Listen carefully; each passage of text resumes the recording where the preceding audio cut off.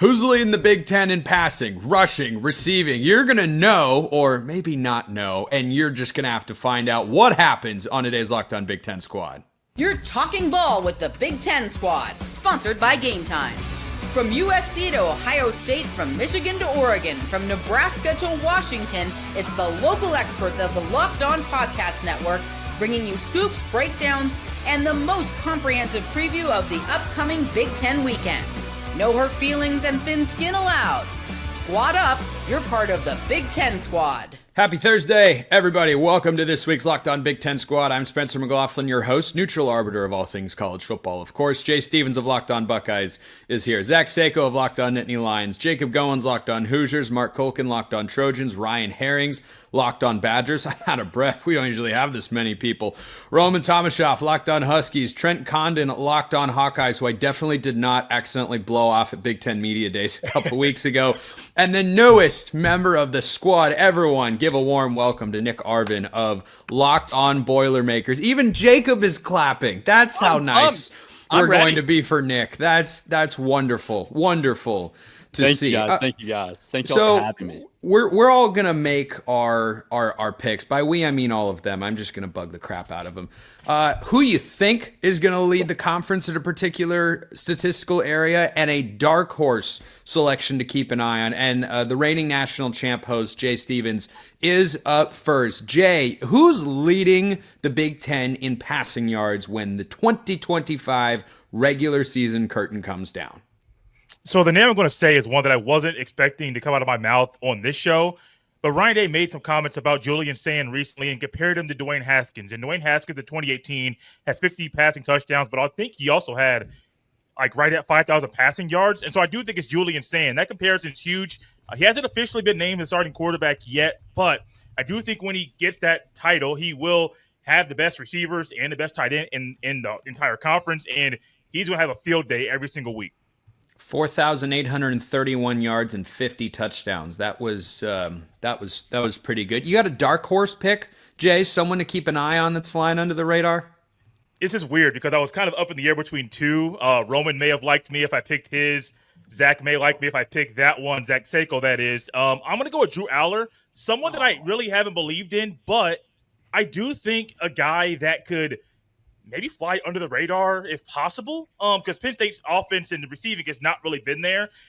He could be a guy to get that done. I can't believe I said that. Sako, you might think I'm crazy, but it's already out there. I can't take it back. Sako, go ahead and just keep the homer picks going. Does Drew Aller lead the Big Ten in passing yards this year? Why not? No, I'm actually going to take the middle-of-the-road nuanced approach here, as Penn State's going to be leading in a lot of games. They're going to run the football a lot. I like Jay's pick, and we don't even know if Julian Sayin's the starting quarterback, but I imagine that he's going to be. If it's Keenholz, if it's Sayin, there's a very good chance that one of them leads the Big Ten in passing, because Jeremiah Smith, Max Clare, Brandon Inniss, Carnell Tate. It's also because Ohio State's defense is going to take a little bit of a step back. I think that Ohio State's going to have to win games by putting up 50 points every single week. I'm not saying that they're going to give up 50 points, but it's going to help. And you're kind of saying that, just a little. Well, but when you have 4 elite targets to throw to and then some, your job's going to be pretty easy. Again, Ohio State's going to win games by trying to win shootouts. So I think Drew Aller won't have 5,000 yards or anything like that, but the passing attack is going to have a lot more options than it did a season ago. So when you have 3 legitimate wide receivers, not to the extent of Ohio State, but Penn State's also going to lean on its ground game. So you have Nicholas Singleton, Katron Allen. They both of them came back for a reason. If one of them had gone on, I'd say otherwise, but this is going to be a run-first team for Penn State. Goins, are you going to throw that number 1 pick lingo at me? If so, I'm going to get you fired so quickly if you say the number. Go ahead. Make your pick. The number was 9%, Spencer. Some folks in the professional world are saying a 9% chance to be the first overall pick in the 2026 NFL draft. I don't believe that to be the case, but Fernando Mendoza absolutely will be the leading passer in the Big Ten. 2 of his best receivers are back from a year ago. Elijah Surratt, Omar Cooper. The offensive line's going to be better to where he actually has time to throw against good teams that have good defensive lines. He's going to be the leading passer. But if he is not, Roman, I'm taking your boy. I'm doing it. I'm taking Williams to be the dark horse leading passer in the Big Ten. Mark, are you outside of an airport loading baggage area at the moment? I don't. What is that behind you there? Also, go ahead and make your selection. So I'm actually on the 4th floor of the Annenberg Journalism School at USC. I got practice to go to here shortly. That's why I asked you to move it up for the week. So thank you. Yeah. Just so you know, we recorded this earlier just to accommodate Mark, and now that I see how many people are here, I'm wondering why in the world we did that. But anyway, Mark, the floor is yours. So the amount of disrespect right now in this room is probably off the charts. Why isn't Jade Mayava? Why isn't his name coming out of anybody's mouth? I mean, you go to the betting service. You go to the betting services. Who's going to have the most passing yards? Guess who's leading the field? Guess who else has some pretty good wide receivers? Yeah. Look, I'm taking the homer pick, obviously, because you have Lincoln Riley also as a play caller. He's known as being able to produce quarterbacks, passing wide receivers. It's a safe pick. So I'm going to go there. My dark horse, and I'm glad he's one of the guys who's not here today. I'm going to go with Nico. I'm going to go with what they got over there. Wow. Is he going to throw 20 interceptions also? Does that count into the Still works. You know, that's the one thing he actually didn't do last year. See, I'll stay on tangent. I thought we were talking about passing yards. Yeah, we're just talking yardage here. So homer picks are popular, which brings us to Ryan Herrings of Locked On Badgers. Hi, Ryan. How's it going? So, if you know what, it's a free country, man. You go out and say whatever you like here at this show within reason and the guidelines of our arrangement with this wonderful network. But are you gonna put your name to Billy Edwards Jr. leading the conference in passing yards? No, so I asked ChatGPT what the odds of that would be, and the answer came back pretty negative. No, not very high. No, I'm not going to go there. I hate doing it because Jay, no disrespect. You and I are cool. We've done a crossover. We're fine. I hate Ohio State. I hate that program. But I wrote down literally insert Ohio State quarterback here, which is probably going to be Sayin. Smart man. Very smart man. Ultimately, the guy who has the most weapons is probably going to be that guy that's going to do it. Zach had a lot of the same reasons. He just is throwing to generational talent at receiver. It just makes life easier. I think it's hard to bet against him. If you want to go super dark horse, because I don't think – listen, Aller's got some weapons coming in. I don't think he's actually a dark horse, right? I think if you want to go super dark horse, look at teams that generally are at the top of the Big Ten in passing yardage. Go super, super deep. Maryland last year was third in the Big Ten in passing yardage. The year before, they were first. The year before, they were third. The year before that, they were third. Mike Locksley literally puts up a top 3 passing offense every single year in the Big Ten. He should also be fired, but while he's there, they pass the ball. It's because they're playing from behind. They're down 3 touchdowns. Throw it around. 100%. By any means necessary, Zach. By any Yeah, means the yardage is the yardage. So maybe look at a guy like Malik Washington if you want to go super deep, because every single year they have receivers, and every single year they put up passing yardage. That's a deep poll. You know what? That's my favorite prediction so far.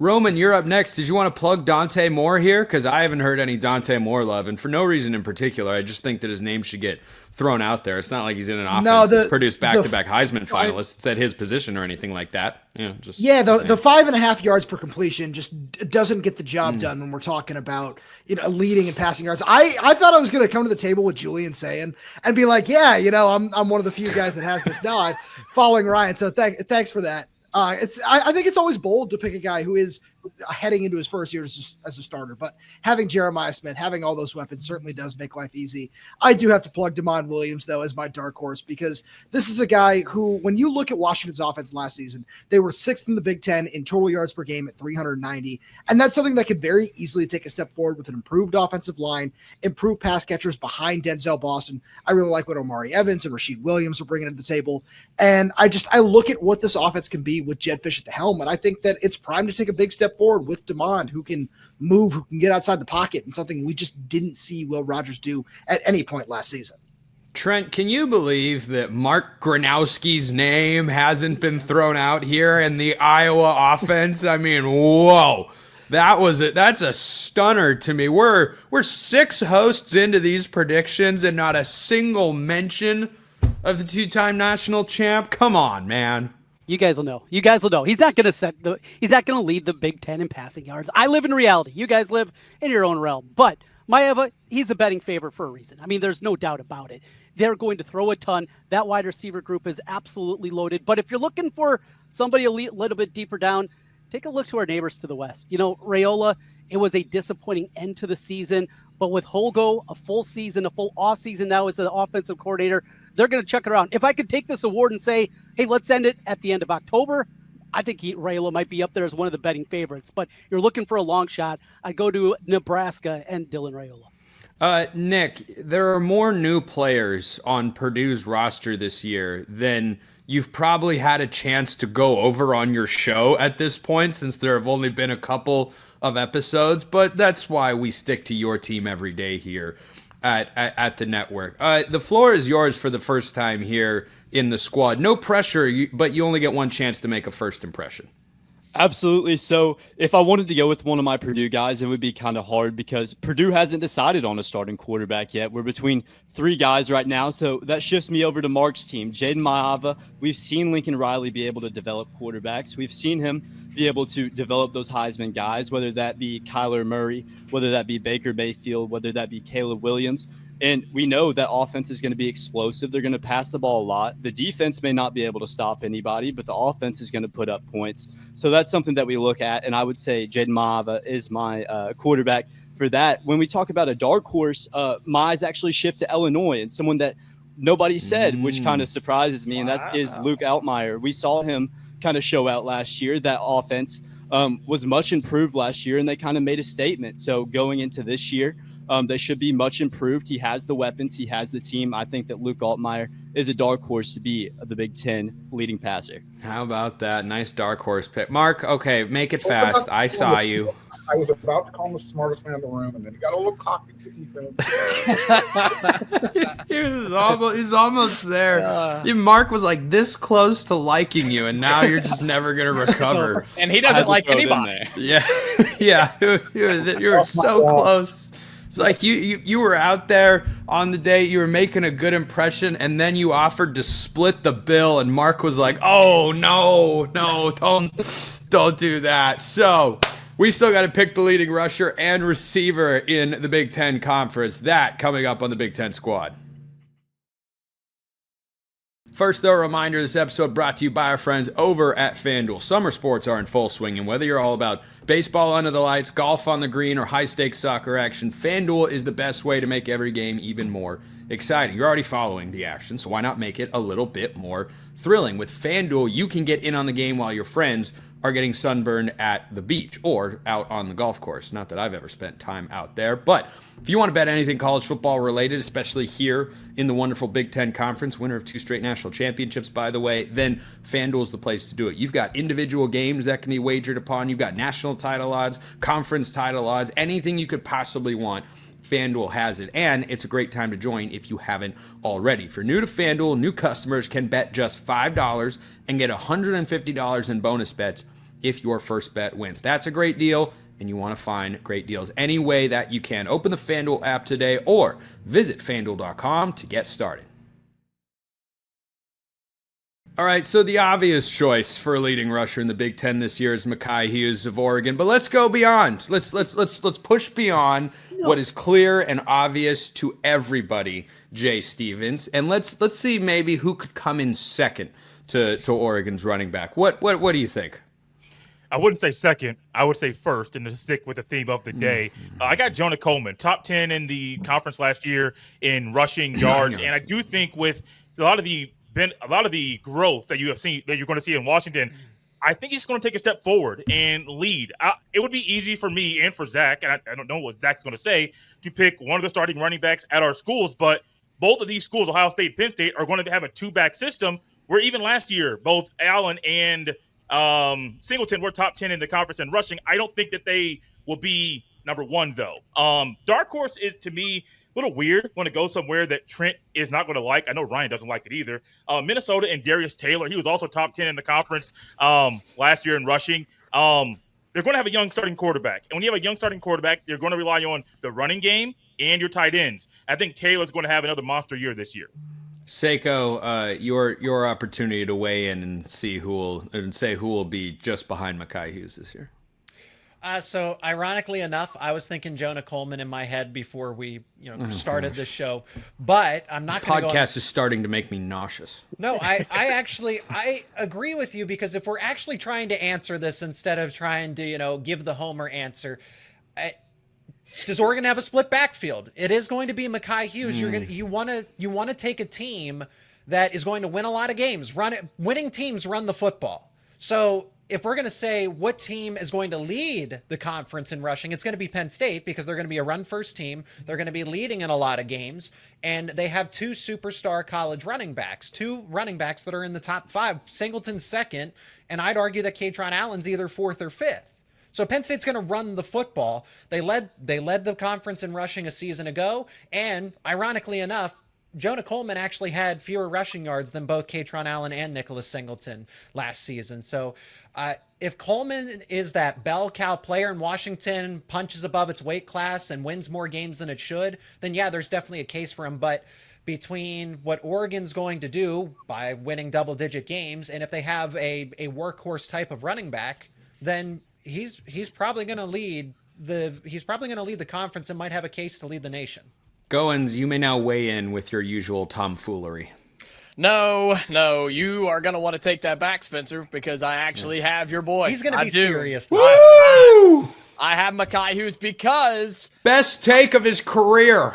I'm not sold on what Dante Moore's production will be, especially worst take of your career. Especially early in the season. Okay, later on, sure, he's probably going to be talented and be a really good player. But early on, they're going to turn around and hand it off. They're going to have to, and you lean on that early in the season with a good offensive line at Oregon. So yes, I'm taking Makai Hughes as my leading Big Ten rusher, and I love the Darius Taylor pick, by the way. So can I jump on that as the dark horse? I'm changing mine because I think that's better than what I had. Yeah, Darius Taylor, probably the most underrated back in this. He might be the best NFL caliber back in this league after Singleton and Allen, and I don't even know if he's after those two. He's Darius Taylor, very good. Anyway, Mark, you got any surprising selections over there? Yeah, I do actually. So, can anybody here name the only team that has 3 members on this year's Doak Walker candidate award watch list? Kansas State.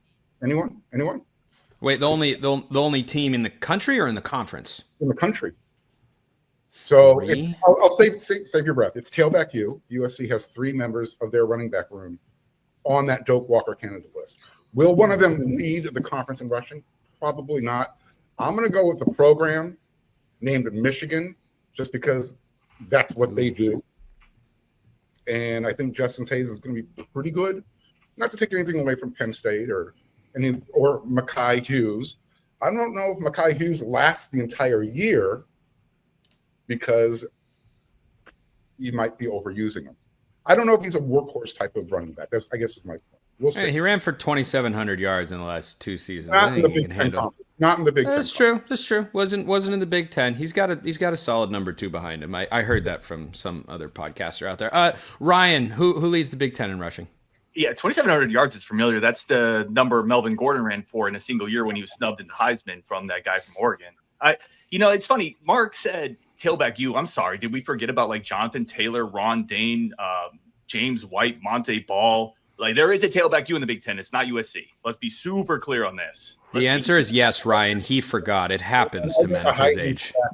Let's be super clear on this. I don't even care about the on my side to back it up. I have my dark horse and my leading guy. The hell with that. Let's talk about this for a second. Wisconsin is tailback U. I don't have a lot of wins recently. That is one that Wisconsin is. Right? You do not remember Jonathan Taylor just a couple years ago and then Melvin Gordon before him. And then, I don't know, Ron Dane and all these pieces, Monte Ball, James White. It is tailback U. And by the way, if you want a dark horse, I was at Camp Randall recently. I was at practice down in Platteville watching the Badgers. And if you listen closely, you can listen to the echoes of those running backs. So the next guy up for the Badgers is Dylan Jones. He was a 4-star guy last year. If you look at Jeff Grimes, the new offensive coordinator in 2021, his offense led the Big 12 in rushing. Last year at Kansas, they were 3rd in the Big 12 in rushing. Dylan Jones is the next Badger star at running back. He's not going to lead the conference this year. There is a bit of a timeshare there. I got a little angry about that USC coming in and then your 2 years tailback U. Stop. I know how to It's Hughes, by the way, that's going to lead the conference in running. That was my answer, but I got thrown off. The pain that came through when Ryan was like, just give me the tailbacks, man. You can't take this from me. Everything else is gone and horrible. Don't take that away. Well, let's just be real here. Okay. But I think that's a compelling point. A lot of good running backs out of Wisconsin. Roman, your pick and your dark horse. I'm going to shock some people here. My pick is not Jonah Coleman. I really love all the Jonah love here. I don't think we're going to see him get 193 carries like he got last season because I'm factoring in Adam Muhammad, a sophomore who this coaching staff is really high on. I think he's going to take a step forward. We also have to factor in Damon Williams, might get 50, 60, 70 carries by the time the season is over. So I think that Jonah is going to be efficient. I wouldn't be surprised if he still gets to 1,000 yards, maybe crosses 10 touchdowns again. I don't think he's going to be number one in the conference in rushing yards. I have Darius Taylor. I think that he's someone who that offense is just going to have to lean on time in and time out because they just don't have much else. So he was my favorite. And then my dark horse, I had to go with one of the Penn State guys. I went with Nicholas Singleton. I just feel like Penn State is going to be, as Zach said it perfectly. I don't think I need to rehash that. Look at what Herrings is Herrings, what is that? Oh my god. It's Ron Dane. I was going to say, it looks like Ron Dane. Most definitely Ron Dane. Arbiter of all things. Is it from is it like a retro graphic? It looks like it could be from like EA College Football 2003. I'm just going to leave that there. You guys continue on. I'm just going to leave that up there for Okay, yeah. Ryan just wants to leave, so he's come up with this clever way. Look at it. Look at it. Yeah. Trent, I imagine you're going to plug a Hawkeye in this opportunity. Well, I mean, this is asinine. We get through you 8 jokers. Nobody has mentioned the team that had the leading rusher from a year ago in Caleb Johnson, the guy that was the starter in front of him a year ago, Kamari Moulton, back for another season. He's the betting favorite in the league, and not one mention out of you goobers. I mean, come on here. At least have a little bit of insight into this Iowa team that took a huge step forward offensively a year ago. Now with the passing game, another step forward this season. Kamari Moulton is the betting favorite for a reason, and nobody even brings up his name. Enough about Darius Taylor. Come on. I mean, Phil Fleck, that idiot. We don't need to hear him on pounding the ball anymore. That's enough. Enough with the Iowa hate. In fact, I am moving on. I'm not even going to stick around for the wide receivers because, well, of course, I'm an Iowa. Yeah, I don't need I can't believe Trent wants to duck out on the passing segment. Like, that's not really where we go. By the way, for Goober. Trent, I just like to save my own reputation here and point out I didn't officially make a selection. I'm just playing antagonizer here. So, everybody else, though, toast them. Nick, is there a world where Purdue has a leader in the conference in like any category this season? And if so, will any of us have heard of who that guy is coming into the year? You should if you've been paying attention, but most people haven't. I don't care about being unbiased. I don't care about odds. Devin Mockbee is 1,170 yards away from becoming Purdue's all-time leading rusher. You bring Barry Odom in because he's the type of guy that wants to have a strong offensive line, that wants to have a strong rushing attack, and Mockabee's going to be the feature back in that offense, an offense where we don't even know who the quarterback is. There's not much going for that team, for that offense, besides Devin Mockbee. So they're going to be feeding him the ball constantly. Maybe he may not be a day 1, day 2 draft pick, but he has heart, he has grit, and that's why he's going to be the Big Ten leading rusher. That's the mantra for Purdue this season: heart and grit. That's what they're looking for. That and a win over Indiana. Mark, you look like you discovered Google for the first time. We're trying to show us something. I was going to show Ryan. Google says tailback you. Wait till he finds out about ChatGPT. I don't think we need to show Seiko, I haven't even figured out ChatGPT, man. I don't know. It's like this thing. Anyway, so the internet said that USC is tailback you. If it's on the internet, it's true. That yes. But I'm on the internet. Obviously. Ryan is always true. Yes. Yeah, this show is on the internet. To wrap today's show, I'm going to see if anybody has the audacity to not make the obvious selection.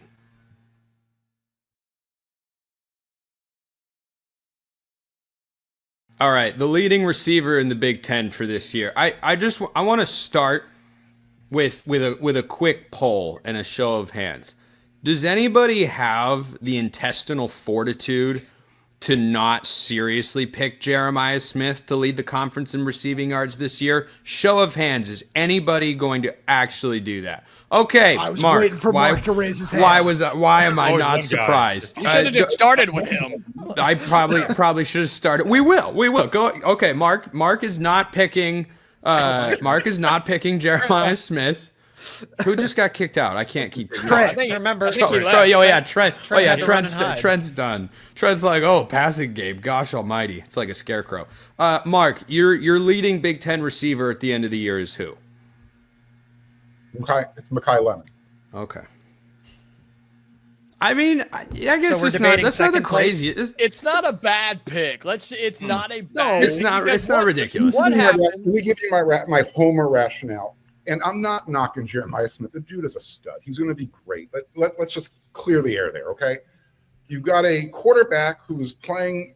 He's thrown 4 passes in his career. Is Jeremiah Smith not going to be the focal point of every single defense you guys go against? Probably. Clearly, and Oregon's in the Rose Bowl, but No, it was. That's the problem. Thank you, Roman. I appreciate that. So again, Yeah. am I going to plant the flag on the hill that Makai Lemon's going to do it? Of course not. You tested my manhood. You said, who has the intestinal fortitude? Here I am. I don't know if that's how I'd phrase it, but yeah, okay. Let's roll with that. Also, Roman, good to see you as always, fighting battles that are not your own, that are just against Oregon. But that's okay. Jay, who's your dark horse to lead the Big Ten in receiving yards this year? I will make it quick for time. Denzel Boston. Ooh, You're a big Washington fan. that's an annoyingly kind of nice dark horse pick. Seiko, go ahead. To finish in second, Nick Marsh. I don't think Nick Marsh made it onto our Locked On College Football Top 100. And I saw our good friend Matt Sheehan, who doesn't make enough appearances on this show, go to bat for it. And he is completely justified. I mean, that was a player that I wanted Penn State to win that recruitment battle, and Michigan State was able to get that across the finish line. Nick Marsh is good. He just wasn't not enough people realize how good he is because he didn't play last season fully healthy. Give me a team that has a young quarterback in Childs, that you're looking for that team that's not going to win too many football games, but is still offensively sound and is probably going to play a little bit extra backyard football this season. Nick Marsh might actually be closer than we think to Jeremiah Smith. Goins, your dark horse. Dark horse wise, just because of the reasonings we gave, let's say that it doesn't all work out for Jeremiah Smith this year. Let's say he has the focal point of the defense as he will. Why not go with the number 2 according to the betting odds? Let's go Carnell Tate at Ohio State, right? Why not go with the secondary guy who could be the go-to if Jeremiah Smith is locked up? And Mark, this one's just for you. I'll take Jacoby Lane, the 3rd best betting odds in that USC receiving room. Why? For literally no reason. Oh, that's as good a reason as I've ever heard to pick something for USC. Herrings, anybody in Madison that could surprise it? No. Oh boy, that was a quick no. That's Herring's going through it, man. Vinny Anthony's a really good receiver. For people who don't really, for real ones, if you know, Vinny Anthony had more yards against man coverage than Jeremiah Smith did last year. Averaged 17.4 per catch against man coverage. He's really good, and he did that with Braden Locke chucking him the rock. Let's be honest. Vinny Anthony's really good, but it's a solid dark horse to lead the Big Ten. Like their offense isn't going to be there, and they play a brutal schedule. That's just not realistic. I don't know, man. Like there's no. Can I just say there's no dark horse when Jeremiah Smith is on the field? Like it's almost not worth talking about. It's almost that's why it's called dark horse. It's not an outright pick. It's like keep an eye. Something that is so statistically not going to happen. It's like picking against Jerry Rice in 1987 to lead the NFL in receiving yards. It's going to be Jeremiah Smith. The dude is incredible. He's not from this planet.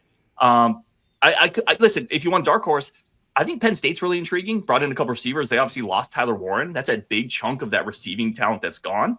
A guy like what's his name? Pena is a really good route runner. Caught 84 balls last year. I think Aller's the type of guy that works really well with good route runners. He has good timing and touch. If he is one of the better quarterbacks in the Big Ten, he's got to throw to somebody. Tyler Warren's not here anymore. I think somebody like that makes sense. But again, it feels like we're talking about who's going to deliver presents if Santa's dead. Nobody. Santa's going to be there. Like Jeremiah. Damn. Wisconsin, look at what you have done to our friend Ryan. He is emotionally tormented. That's the first as a fan. Probably I the have best talent picture today, but Ryan. it's going to be Jeremiah Smith. It just is. Oh my goodness, the poor guy. Roman, now is your chance to plug Decorian more. No, it's gonna be Denzel Boston. Like it's one thing where I talked about Jed Fish's offense a little bit earlier and what it can do for Damon Williams. When you go back and you look at especially his time at Arizona, Jed Fish loves to funnel targets through two guys in his offense. One of them is kind of that move that like Jacob Cowing, Dorian Singer from their time there. The other is just a big outside X receiver, and obviously they had an elite talent in Tyro McMillan during his time down there. And Denzel Boston is the closest thing that you're going to get to that in terms of what this offense can be. He has all the potential in the world to be a first-round pick, and he's someone who, through the back half of last season, people kind of forgot about him because the offensive line broke down, defenses started to key in on him, so the production went downhill. That doesn't seem like it's going to end up being the case this season, so I wouldn't be surprised if he gets to 1,200 yards and 13 touchdowns this season. Nick, you got an under-the-radar pick to lead the Big Ten in receiving yards? I do. So very under the radar. I'm actually going to look at Nebraska and a transfer that comes from Kentucky in Dane Key. That may be a bit of a pull for some of you guys, but he had success at Kentucky. He did have success at Kentucky. There wasn't a whole lot of quarterback consistency following Will Levis going to the NFL over at Kentucky, but he was able to make plays. He's a physical receiver that can go up and get balls. He can make the explosive play with Dylan Raiola, potentially filling some shoes this year, improving as a passer. We should see an improvement from the yards for Denke this year. So that's my dark horse pool. That's a good deep pull. First squad of his life, Nick Arvin of Locked On Boilermakers came absolutely positively prepared. Mark, you already gave your pick, right? Or did you have another name you want to throw out there? No, this was a solid segment. Boiler up, man. Good job. Okay, yeah, boiler up. That's how we're ending today. No, just for Nick. Yeah, let's go around and everyone has to say boiler up. How to get under Jacob's skin? I can do this all day long. Yeah, let's call it there. One day when Purdue beats Indiana in football, we're gonna get Goins to say boiler up. But until then. I'll quit. Now I really want Purdue to win. That would be that would be great. Jay Stevens, Locked On Buckeyes. Zach Sego, Locked On Nittany Lions. Jacob Goins, Locked On Hoosiers. Trent Condon of Locked On Hawkeyes left because we started talking about wide receivers. Ryan Herrings of RBU, Locked On Badgers. Roman Tomashoff, Locked On Huskies. Nick Arvin is the new guy on the block here at the network. Locked On Boilermakers. Mark Colkin, Locked On USC. I'm Spencer McLaughlin, Locked On all over the place. We'll see you next time, and until then, hope you all have a wonderful rest of your day.